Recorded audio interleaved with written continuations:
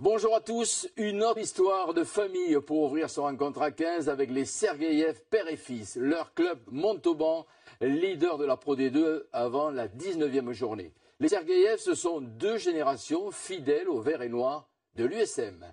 De la place rouge à la cuvette de Sapiac, portrait signé Didier Laguerre.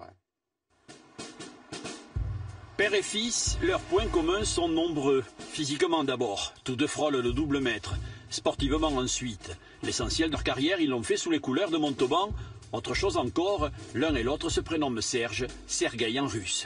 Comme Sergueï Gagarin, comme Sergueï Staline, comme Sergueï Lénine, tu vois, tous les célèbres, tous Sergueï. Ouais.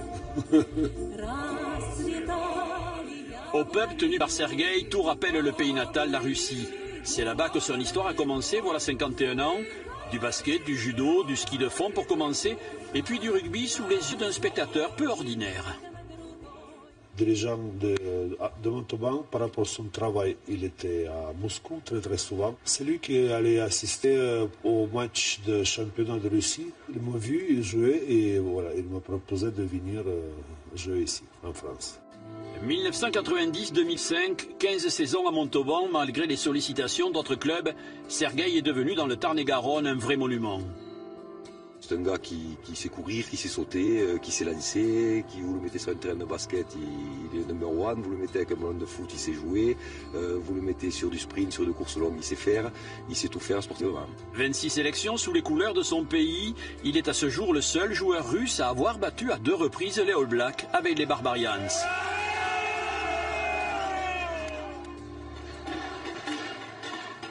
Pour Serge, le fils, le chemin était dès lors tout tracé.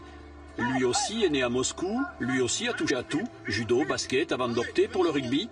Même numéro de dossard, même fidélité à l'USM, comme papa. Un grand sportif de Montauban. Je sais qu'il a été approché de beaucoup de clubs, il a toujours refusé. Je me rappelle qu'il a dit, comme les tontons flingués, on ne devrait jamais quitter Montauban. À quoi penses-tu en général? À Montauban. On ne devrait jamais quitter Montauban. On va dire que j'essaie de lui ressembler tout en étant ma propre identité. Et tout comme son père, Serge n'est pas qu'un simple soldat.